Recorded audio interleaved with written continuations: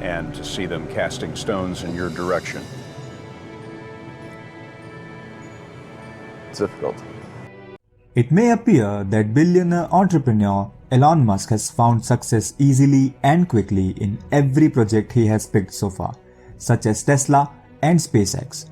But the journey has been far from smooth. According to him, at one point, his private space company was almost broke and Mr. Musk did not have a clue how to resurrect it.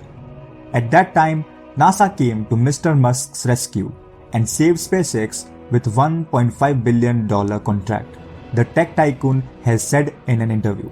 A video of the interview was shared on Twitter by Tesla owners of Silicon Valley, the global center for innovation, and Mr. Musk reacted to the video saying, "It's true." So join me as I show you why there would be no SpaceX without NASA's $1.5 billion contract and Elon Musk and NASA's complicated relationship.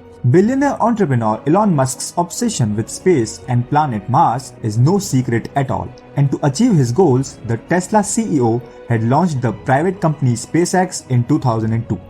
However, there was a time when the private space company was almost broke and Musk did not have any clue about how to restore it back to life. During that time, the National Aeronautics and Space Administration (NASA) came to Musk's rescue and helped SpaceX with a $1.5 billion contract. The tech tycoon revealed this in an interview. In the video, Musk recollects the moment he received a phone call from NASA informing him that his company SpaceX has won a $1.5 billion contract. While explaining his excitement, a teary-eyed Musk said, "I couldn't even hold the components. I just blurred out, 'I love you guys.'" Following this, the interviewer asked him, "They saved you?" To which he replied, "Yeah, they did."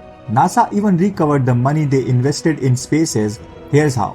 NASA closed to award SpaceX with a $178 million contract to launch an observation satellite to Jupiter's ice-covered moon Europa. The satellite, dubbed as Europa Clipper, was originally slated to be launched on the Boeing company's Space Launch System, which was developed exclusively for NASA's use. However, due to scheduling constraints, the space agency was having second thoughts about using the SLS as early as last year, when it argued that switching to a commercial vehicle would save as much as $1.5 billion for launch and other costs for the Clipper mission. SpaceX will use its Falcon Heavy rocket to launch the Europa Clipper mission in October 2024. NASA requires that the rocket chosen for the Clipper mission can deliver more than 6 tons of payload. The Clipper weighs 6,065 kilograms. With a Mars-Earth gravity assist trajectory, the Mega will provide the Clipper with some momentum as it undertakes a 6-year-long journey to Jupiter's moon. NASA's original estimates for the mission indicated that the Clipper would have to make no less than 4 gravity assists during this time. This would involve one from Earth, Mars, and Venus each, and provide the Clipper with the energy necessary to reach Europa, 628 million kilometers away from Earth. However, it appears as if the Venus flyby, which is the riskiest, might be avoided in this mission. While NASA's press release for the award or its proposal request does not mention Venus, Orbital ATK's 48 BV kick stage will likely aid the Falcon Heavy to avoid the Venus assist. The assist is dangerous due to high radiation levels in the inner solar system, which requires shielding the spacecraft and increasing its launch mass. The longer time duration for the Falcon Heavy is due to the vehicle's thrust deficit over the SLS. SpaceX Heavy Lift rocket is capable of generating 5 million pounds of thrust at liftoff. In contrast, the SLS, classified as a super heavy lift launch vehicle, can generate 8.4 million pounds at liftoff. The two are the only launch vehicles NASA could have considered for the Clipper mission, due to the United Launch Alliance inability to procure engines for its rockets.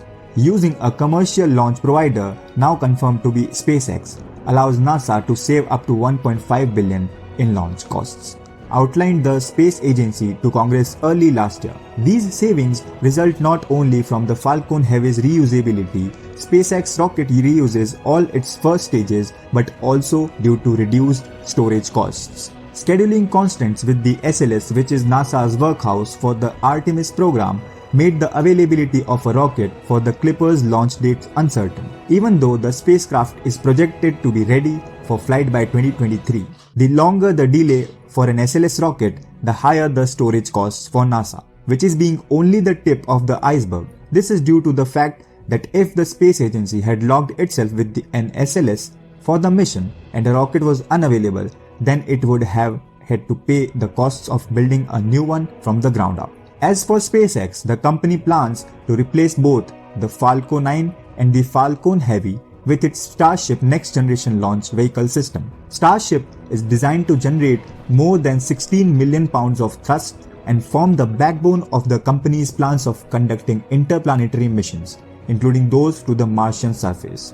Recently, however, tensions resulting from this odd pairing of NASA and Musk started to play out in public. On paper, NASA Administrator Jim Brinston and SpaceX CEO Elon Musk should be the best of friends. Years of collaboration and hard work about to pave the way for the long-awaited return of launching humans into space from American soil.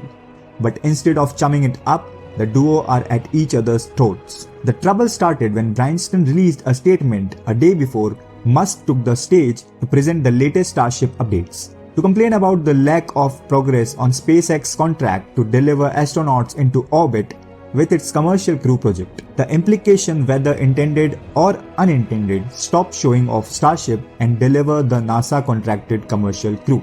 I'm looking forward to the SpaceX announcement tomorrow, read Brinston's statement. In the meantime, commercial crew is years behind schedule. NASA expects to see the same level of enthusiasm focused on the investments of the American taxpayer. It's time to deliver. It was an unusual dig at SpaceX, which had been a close partner with NASA for years. So unusual that CNET even called Brinston's a party pooper with his troll job. SpaceX Crew Dragon has made a decent amount of progress, making an uncrewed visit to the International Space Station in March and successfully completing an emergency escape system test earlier this month. But things didn't always go so smoothly. In April 2021, a massive explosion of the Crew Dragon capsule during an engine fire test represented a major setback. There is no doubt the schedule will change, Brinston said of the Crew Dragon project at the time. According to Reuters, it won't be what was originally planned. Demo 2, SpaceX's first crewed test flight to the ISS, is currently scheduled for no earlier than November. According to reports, the company has yet to announce a date officially. But the beef between Musk and Brinston wasn't over yet. Things escalated further during a CNN Business interview with Musk following his presentation on Saturday. When asked about Brinston's statement on Friday, he interrupted the question, shooting back, did he say commercial crew or SLS? Likely a dig at NASA for going over budget and running years late in developing its own space launch system SLS rocket. A NASA spokesperson told Futurism that the agency actively supports SpaceX in developing Starship, but Brinston's position and the exact reasoning behind his Friday statement remain unclear.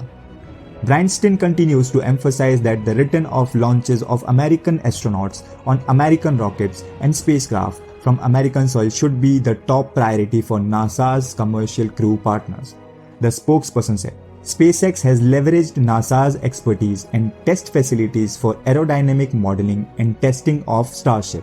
Plenty of questions remain unanswered about the strange back and forth. Besides, why did Brinston release his statement in the first place? Comment down below your thoughts on NASA and Elon Musk, and I'll see you in the next video. Thanks for watching.